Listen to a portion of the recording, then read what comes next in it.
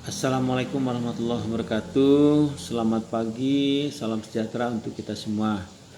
Pertemuan ke-13 mata kuliah komunikasi bisnis tentang peran komunikasi kolaboratif.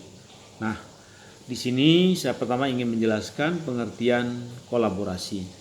Kolaborasi itu adalah suatu proses interaksi yang kompleks dan beragam yang melibatkan beberapa orang untuk bekerja sama, artinya berkolaborasi dengan menggabungkan pemikiran secara berkesinambungan dalam menyikapi suatu hal di mana setiap pihak saling ketergantungan.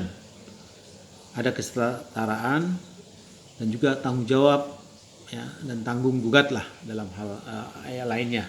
Nah, kemudian kemampuan kolaborasi, artinya kemampuan orang berkolaborasi adalah suatu kemampuan untuk dapat bekerja sama atau berkolaborasi dengan orang lain.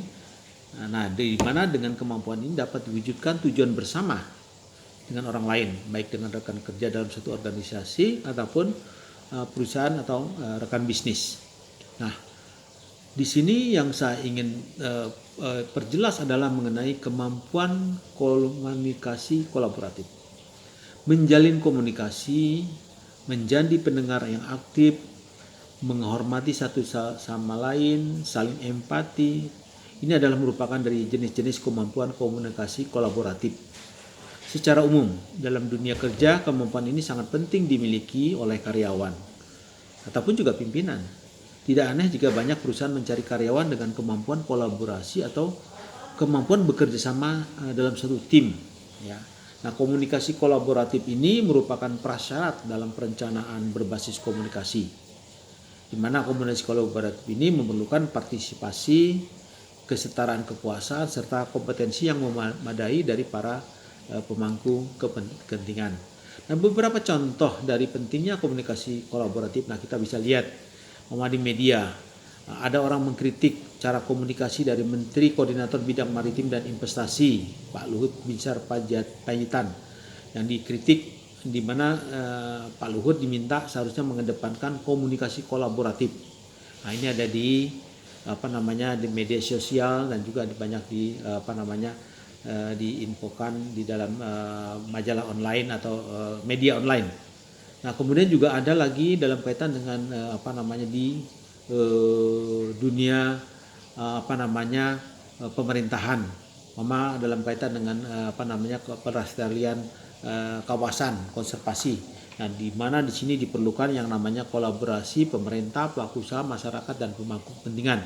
Nah, ini di sini komunikasi kolaboratif inilah yang diperlukan sehingga nanti dalam kaitan dengan bagaimana kita melakukan pelestarian lingkungan ini bisa berjalan dengan baik. Nah, kemudian apa manfaat dari komunikasi kolaboratif?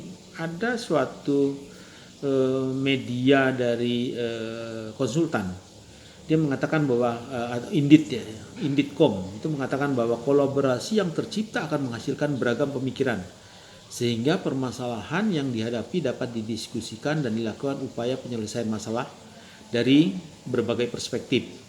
Nah, di mana dengan kolaborasi kemungkinan besar permasalahan dihadapi akan terpecahkan dengan cepat.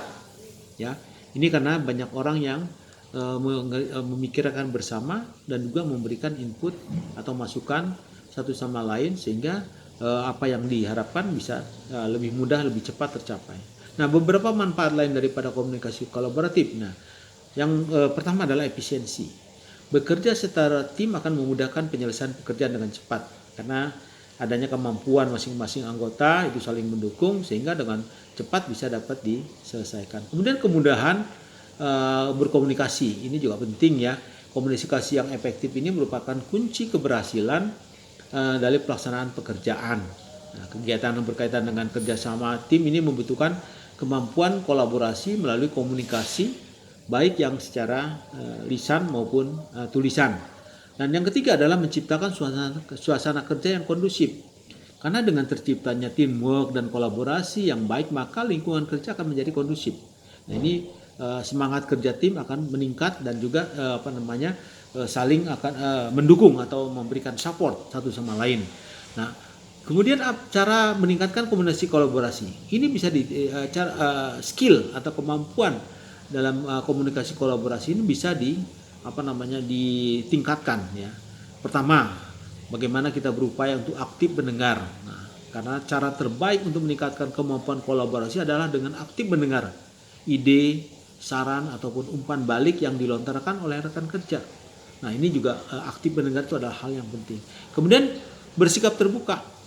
Kan dikarenakan kolaborasi ini akan melibatkan banyak orang sehingga ya kita harus terbuka satu sama lain. Nah, juga ini penting ya dalam kaitan dengan keterbukaan ini sehingga memudahkan orang lain menyampaikan ide-ide dan kita juga akan mudah menerima apabila kita terbuka ya. Nah, kemudian yang ketiga adalah menjaga komunikasi. Mengapa komunikasi adalah hal yang penting dalam berkolaborasi? Saat ada sesuatu yang kurang jelas dalam suatu proyek, ini sesegera mungkin satu sama lain saling berkomunikasi sehingga kesalahpahaman bisa terhindar ya. Ini adalah beberapa hal yang diperlukan karena skill dalam kaitan dengan komunikasi kolaborasi ini akan dapat terus menerus ditingkatkan sesuai dengan perkembangan. Demikian yang bisa saya sampaikan. Wabillahi taufiq wa hidayah. Wassalamualaikum warahmatullahi wabarakatuh.